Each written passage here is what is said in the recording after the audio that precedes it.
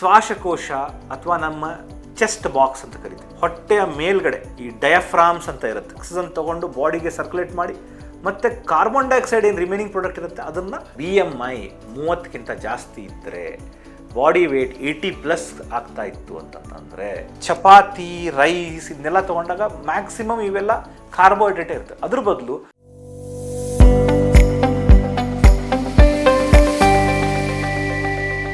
ನಮಸ್ತೆ, ನಾನು ನಿಮ್ಮ ನೆಚ್ಚಿನ ಶ್ವಾಸಕೋಶ ತಜ್ಞ doctor Ganesh Pratap.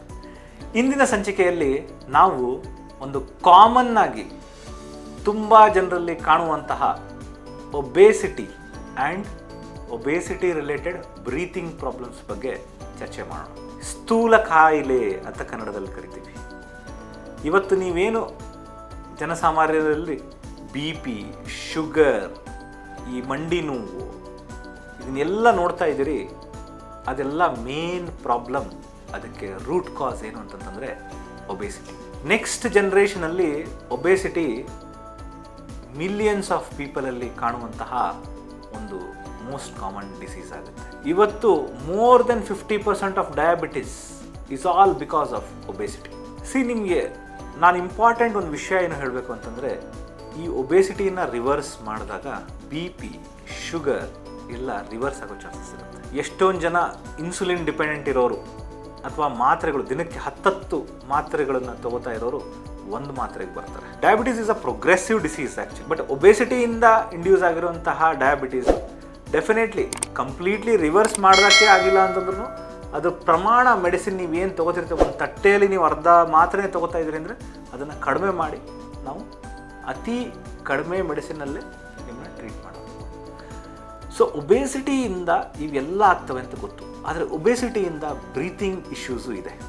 Breathing related problems ಏನಾಗುತ್ತೆ, ಒಬೇಸಿಟಿ ಹೇಗಾಗುತ್ತೆ, ಇದಕ್ಕೆ ಹೇಗೆ ನಾವು ಪ್ರಿವೆಂಟ್ ಮಾಡ್ಬೋದು ಅನ್ನೋದನ್ನು ಈ ಸಂಚಿಕೆಯಲ್ಲಿ ತಿಳಿದುಕೊಳ್ಳೋಣ.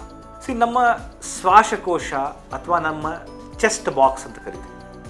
ಹೊಟ್ಟೆಯ ಮೇಲ್ಗಡೆ ಏನು ಈ ಡಯಾಫ್ರಾಮ್ಸ್ ಅಂತ ಇರುತ್ತೆ, ಅದು ಈ ಹೊಟ್ಟೆ ಕೆಳಭಾಗ ಇಂಟೆಸ್ಟೈನ್ ಭಾಗ ಮತ್ತು ಹೊಕ್ಕಳು ಭಾಗ ಮತ್ತು ಮೇಲ್ಗಡೆ ಲಂಗ್ಸ್ ಮತ್ತು ಹಾರ್ಟ್ ಭಾಗನ ಡಿವೈಡ್ ಮಾಡುತ್ತೆ. ಈ ಡಯಾಫ್ರಾಮ್ ಮಸಲ್ಸ್ ಅಂತ ಇರುತ್ತೆ. ಹೊರಗಡೆ ಚೆಸ್ಟ್ ವಾಲ್ ಅಂತ ಇರುತ್ತೆ, ರಿಪ್ಸ್ ಇರುತ್ತೆ, ರಿಪ್ ಕೇಜ್ ಇರುತ್ತೆ, ವಾಲ್ಸ್ ಇರುತ್ತೆ. ಹಿಂದ್ಗಡೆ ಬ್ಯಾಕ್ ಬೋನ್ ಇರುತ್ತೆ ಮತ್ತು ಮಸಲ್ಸ್ ಇರುತ್ತೆ.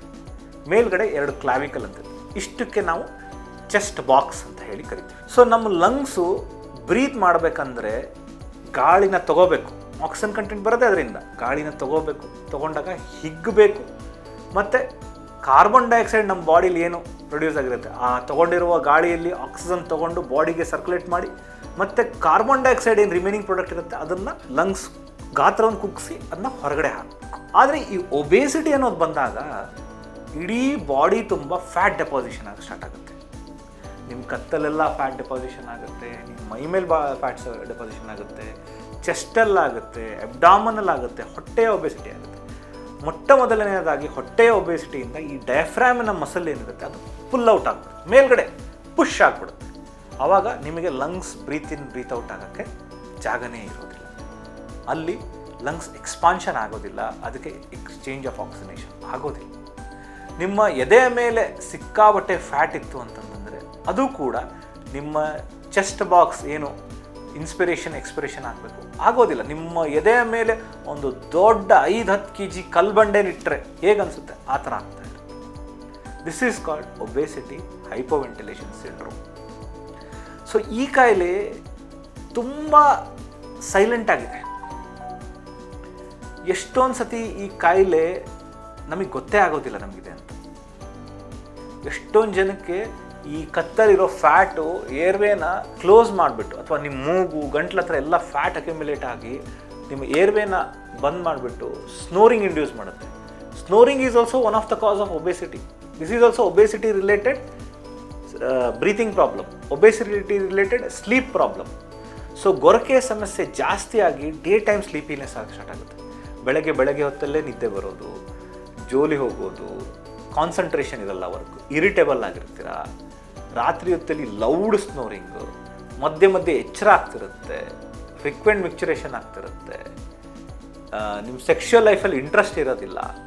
ಇವೆಲ್ಲ ಕಾರಣಗಳಿಗೆ ಒಬೇಸಿಟಿನೇ ಪ್ರಾಮುಖ್ಯವಾದ ರೀಸನ್. ಸೊ ಈ ಒಬೇಸಿಟಿನ ಹೇಗೆ ನೀವು ತಪ್ಪಿಸ್ಕೋಬೇಕು, ಈ ಬ್ರೀತಿಂಗ್ ರಿಲೇಟೆಡ್ ಪ್ರಾಬ್ಲಮ್ಸಿಂದ ಹೇಗೆ ಹೊರಗಡೆ ಬರಬೇಕು ಅಂತಂತಂದರೆ, ನಿಮ್ಮ ಬಾಡಿ ವೇಟ್ ಏನಾದರೂ ಅಥವಾ BMI 30ಕ್ಕಿಂತ ಜಾಸ್ತಿ ಇದ್ದರೆ, ಬಾಡಿ ವೇಟ್ 80+ ಆಗ್ತಾ ಇತ್ತು ಅಂತಂತಂದರೆ ನೀವು ಒಂದು ಸ್ಲೀಪ್ ಸ್ಟಡಿಯನ್ನು ಮಾಡಬೇಕು. ನೀವು ಬ್ರೀತಿಂಗ್ ಪ್ಯಾಟರ್ನು ಮಲಗಿದ್ದಾಗ ಮತ್ತು ಎಚ್ಚರಿದಾಗ ಹೇಗಿದೆ ಅಂತ ಹೇಳಿ ಒಂದು ಚೆಕ್ ಮಾಡ್ತೀವಿ. ತದನಂತರ ನಿಮ್ಮ ಬ್ಲಡ್ಡಲ್ಲಿ ABG, arterial blood gas, oxygenation ಎಷ್ಟಾಗ್ತಿದೆ, ಕಾರ್ಬನ್ ಡೈಆಕ್ಸೈಡ್ ಎಷ್ಟಿದೆ ಅಂತ ಅದನ್ನು ನೋಡ್ತೀವಿ. ಸೊ ಇದು ಎಲ್ಲ ಚೆಕ್ ಮಾಡಿ ನಿಮಗೆ ಒಬೆಸಿಟಿಯಿಂದ ಬ್ರೀತಿಂಗ್ ಪ್ರಾಬ್ಲಮ್ ಆಗ್ತಿದೆ ಅಂತ ನೋಡಿಬಿಟ್ಟು ಅದಕ್ಕೆ ಟ್ರೀಟ್ಮೆಂಟ್ ಕೊಡಬೇಕು. ಸೊ ಇದರಿಂದ ಕಾಂಪ್ಲಿಕೇಶನ್ಸ್ ಏನಾದರೂ ಆಗ್ತಿದೆನಾ ಒಬೆಸಿಟಿಯಿಂದ ಅದನ್ನು ನೋಡಬೇಕು. ಯಾಕಂದರೆ ಆಕ್ಸಿಜನೇಷನ್ ಸರಿಯಾಗಿ ಹೋಗಿಲ್ಲ, ಹಾರ್ಟಿಗೆ ಚೆನ್ನಾಗಿ ಹೋಗಲಿಲ್ಲ, ಲಂಗ್ಸಿಗೆ ಚೆನ್ನಾಗಿ ಹೋಗಿಲ್ಲ ಅಂದರೆ ಹಾರ್ಟ್ ಅಟ್ಯಾಕ್ ಆಗೋ ಚಾನ್ಸಸ್ ಜಾಸ್ತಿ ಇರುತ್ತೆ. ಎಷ್ಟೊಂದು ಜನ ನಿದ್ದೆಲೇ ಹಾರ್ಟ್ ಅಟ್ಯಾಕ್ ಆಗೋ ಕಾರಣ ಇದೆ. ಎಷ್ಟೊಂದು ಜನ ಕಿಡ್ನಿ ಫೇಲ್ಯೂರ್ ಆಗುತ್ತೆ, ಎಷ್ಟೊಂದು ಜನಕ್ಕೆ ಸ್ಟ್ರೋಕ್ ಆಗುತ್ತೆ, ಶುಗರ್ BP ಕಂಟ್ರೋಲಿಗೆ ಬರೋದಿಲ್ಲ, ಎಷ್ಟು ಮಾತ್ರೆ ತೊಗೊಂಡ್ರೂ ಕಂಟ್ರೋಲ್ ಬರೋಲ್ಲ.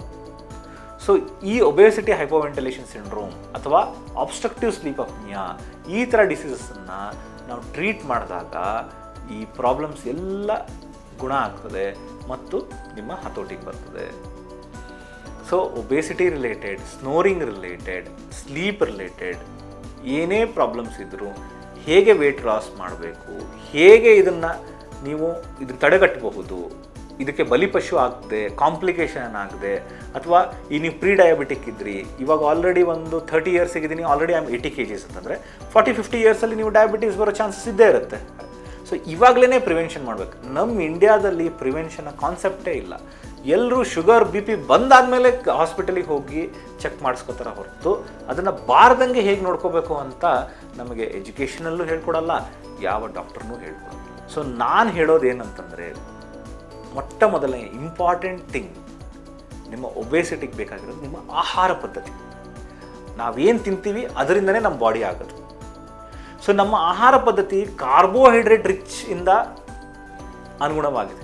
ನಾವು ಅದನ್ನು ಪ್ರೋಟೀನ್ಸ್ ರಿಚ್ ಮಾಡಿಬಿಟ್ಟು ಕಾರ್ಬೋಹೈಡ್ರೇಟ್ನ ಕಡಿಮೆ ಮಾಡಬೇಕು. ಒಂದು ತಟ್ಟೆ ನಾವು ಆಹಾರ ತೊಗೊಂಡಾಗ ಚಪಾತಿ, ರೈಸ್ ಇದನ್ನೆಲ್ಲ ತೊಗೊಂಡಾಗ ಮ್ಯಾಕ್ಸಿಮಮ್ ಇವೆಲ್ಲ ಕಾರ್ಬೋಹೈಡ್ರೇಟೇ ಇರುತ್ತೆ. ಅದ್ರ ಬದಲು ಊಟ, if you are more than 80 kg, more than 90 kg, ನೀವು ಮೊದಲು ಒಂದು ತಟ್ಟೆಯಲ್ಲಿ boiled vegetables, beans, carrot, radish ಇವನ್ನೆಲ್ಲ ಬಾಯ್ಲ್ಡ್ ವೆಜಿಟೇಬಲ್ಸ್ನ ಇಷ್ಟಾಗುತ್ತೆ, ಅದನ್ನು ಬಾಯ್ಲ್ ಮಾಡ್ಕೊಂಡು ಹಾಕ್ಕೊಂಡು ಒಂದು ಅರ್ಧ ತಟ್ಟೆ ಭಾಗ ಫುಲ್ ಅದನ್ನೇ ಹಾಕೋದು. ಅದನ್ನು ತಿಂದು ಮುಗಿಸಾದ್ಮೇಲೆ ನೀವು ಒಂದು ಚಪಾತಿ ಅಥವಾ ಒಂದು ಮುದ್ದೆ ತಿನ್ನಿ.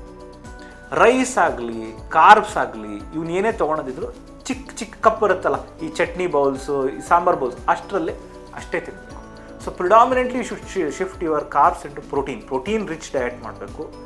ಅಥವಾ ಪಲ್ಸಸ್ಸು ಅವನ್ನೆಲ್ಲ ಜಾಸ್ತಿ ತೊಗೋಬೇಕು, ಫ್ರೂಟ್ಸ್ ಇಟ್ಕೋಬೇಕು, ಗ್ರೀನ್ ಲೀಫಿ ವೆಜಿಟೇಬಲ್ಸ್ನ ಜಾಸ್ತಿ ಮಾಡಬೇಕು. ರೈಸು, ಮೈದಾ, ನಾನು ಯೂಶಲಿ 4 ವೈಟ್ಸ್ನ ತುಂಬ ಕಡಿಮೆ ತೊಗೊಳಕ್ಕೆ ಹೇಳ್ತೀನಿ. ಶುಗರ್ಸ್, ಸಾಲ್ಟ್, ಮೈದಾ, ರೈಸ್, ಇವು 4 ಎಷ್ಟು ಕಡಿಮೆ ಆಗುತ್ತೆ ಅಷ್ಟು ಬೆಳೆಸಿದರೆ, ಇದ್ರ ಜೊತೆಗೆ ಒಂದು 45 minutes ಆಫ್ ಬ್ರಿಸ್ಕ್ ವಾಕ್ ನೀವು ಮಾಡೋಕ್ಕೆ. ಈಗ ಒಬೆಸಿಟಿ ಇದ್ದವರಿಗೆ ಓಡಾಡೋಕ್ಕೆ, ಅವರಿಗೆ ವಾಕ್ ಮಾಡೋಕ್ಕೆ ತುಂಬ ಉತ್ಸಾಹ ಬರ್ತಾ ಇರ್ತದೆ. ಸೊ ಅವ್ರು 45 minutes ಜಸ್ಟ್ ನಿಂತು ಅವ್ರ ಓನ್ ಪೇಸಲ್ಲಿ ವಾಕ್ ಮಾಡಿದ್ರೆ ನಿಮಗೆ ತಿಂಗಳಿಗೆ 2 kg 100% ಗ್ಯಾರಂಟಿ ವೆಯ್ಟ್ ಲಾಸ್ ಆಗುತ್ತೆ.